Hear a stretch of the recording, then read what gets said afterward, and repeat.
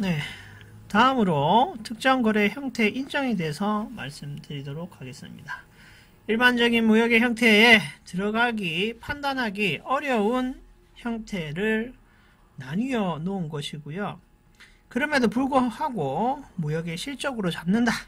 그래서 특정 거래 형태의 무역이 다음과 같은 것들이 있습니다.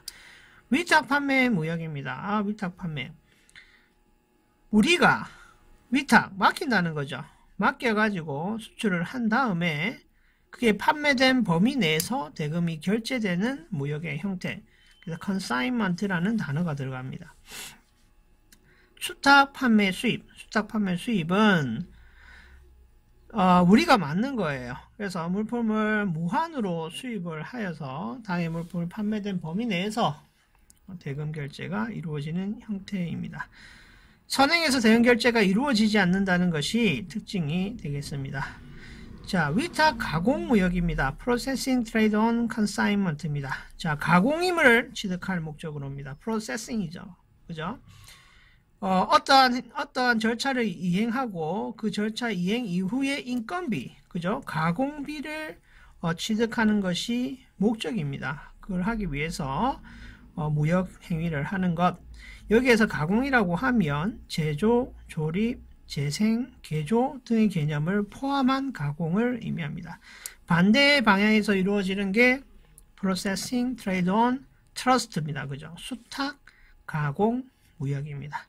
자, 개도국에 있어서는 위탁을 맞는 것보다 수탁을 맞을 확률이 많겠다. 그죠? 그렇습니다. 왜냐? 인건비가 싸고요. 인력이 확보되어 있기 때문에. 하지만 기술력이 없잖아요. 그렇기 때문에 가득임을 영수하기 위해서, 가득액을 영수하기 위해서 수탁 가공 무역을 하고 있습니다. 자, 넘어가겠습니다.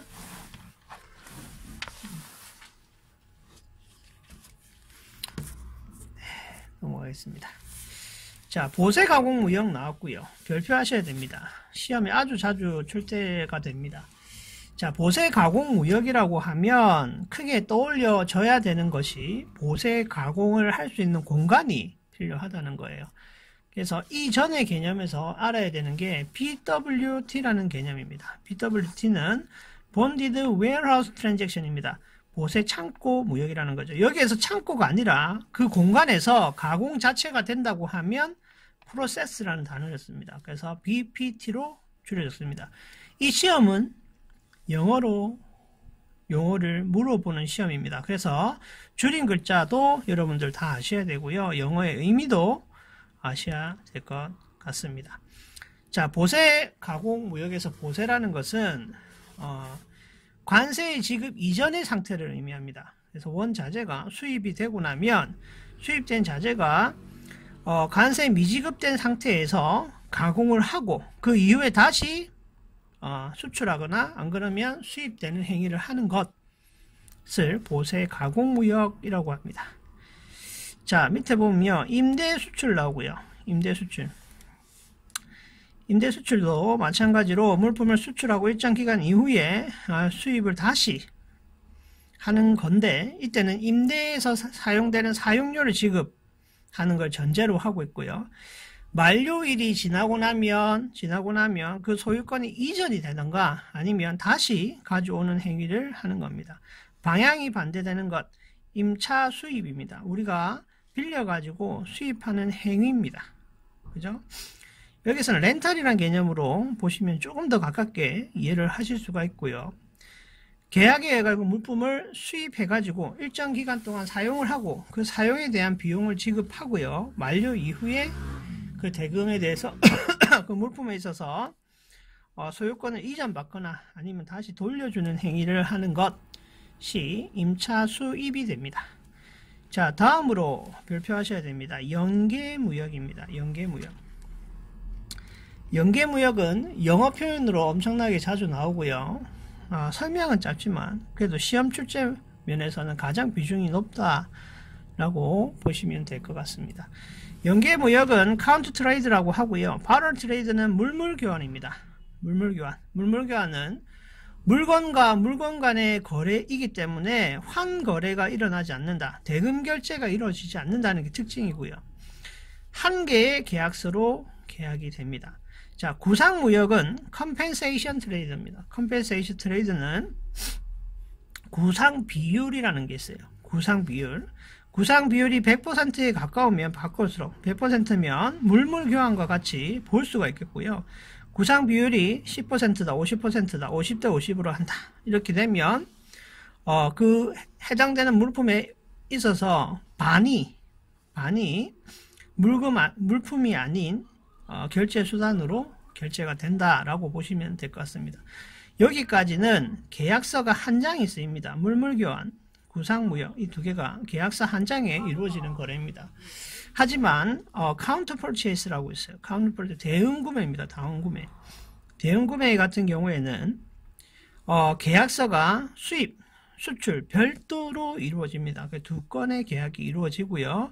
구상 비율 상관없이 A 계약은 A 계약, B 계약은 B 계약입니다. 여기에서 연계고리를 가지고 A 계약을 했으니 그 금액의 반액에 해당되는 부분을 B 계약에서 나는 다시 수출을 할 수 있게끔 만들어주는 게 대응 구매입니다. 계약서 2장.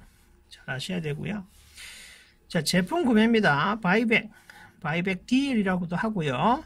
인더스트리얼 코퍼레이션 안에 들어가는 개념이다 라고 보시면 될 것 같아요. 제품의 환매입니다. 판매되는 범위가 시설물이라고 하면 시설물이 판매되고 난 이후에 생산되는 물건을 다시 수입해서 그 매출을 일으키는 것을 바이백이라고 합니다. 수입과 수출이 연계된 형태죠. 자, 이렇게 네 가지는 필히 다 아셔야 되고요. 자, 밑에 나오는 인터메디에이트 트레이드가 있습니다. 인터메디에이트 트레이드는 중개무역입니다. 닭계자죠. 닭계자 중개무역과 개계자 중개무역이 크게 두 가지로 나뉘는데요. 닭계자 중개무역 같은 경우에는 중개거래상으로서의 역할을 당사자로서 한다는 것이 특징이고요. 개계자 중개무역 같은 경우에는 공인중개사처럼 수수료와 거래 마진을 조건으로 해서 거래하는 형태이다 라고 보시면 구분이 되실 겁니다.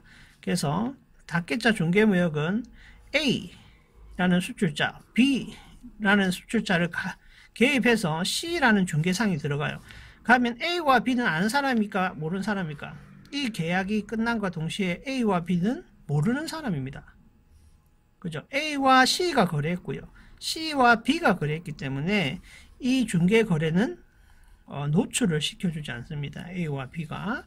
그래서 이 중개상의 역할을 하는 사람이 얼마만큼의 마진을 남겨먹을지 그리고 이 거래상으로서의 어떤 역할을 할지가 미지수이기 때문에 관리의 대상이 되는 거죠. 자, 외국 인수 수입이고요. 외국 인수 수입.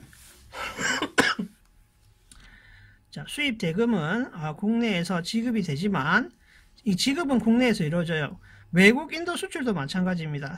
대금 결제는 국내에서 이루어집니다. 국내에서 이루어지지만 물품이 외국에서 외국으로 수입 혹은 수출이 되는 형태다. 외국 인도 수출, 외국 인수 수입이 됩니다. 자, 무한 수출입이 있고요. 무한 수출입 같은 경우 환거래가 발생하지 않는 수출입인데 여기에 해당이 되는 대상물이 견본품, 귀중품,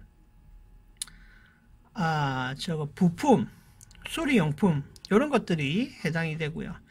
또 기타 등등으로 여행자 휴대품도 무한 수출입에 해당이 되겠습니다. 자, 그렇게 보시면 될 것 같고요. 자, 다음으로 수입 수량 제한 조치입니다. 수입 수량 제한 조치. 자, 무역 거래는 공이 수출과 수입이 자유로워야 되는 게 대전제이지만은 국가는 자국을 보호하기 위해서 수입 수량을 제한하게 되어 있습니다. 우리나라에서 수입 수량을 제한하는 최고의 부처가 산업통상자원부 장관입니다. 그죠? 자원부가 되고 그 수장인 장관이 여기에 대한 공고를 하게 됩니다. 왜냐? 국내에 거래에 있어서 국내 시장을 안정시키기 위한 목적입니다. 그래서 불공정 거래가 형성이 되지 않고 산업피해 구제를 하기 위한 방법으로 사용을 하고 있다 라고 보시면 될 것 같고요.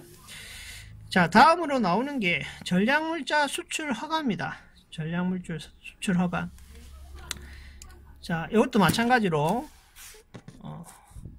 산업통상자원부에서 관여를 해서 통제를 하고 있고요.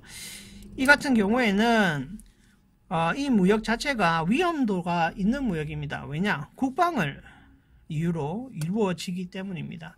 그리고 산업에 재해를 줄 수 있는 무기의 생산,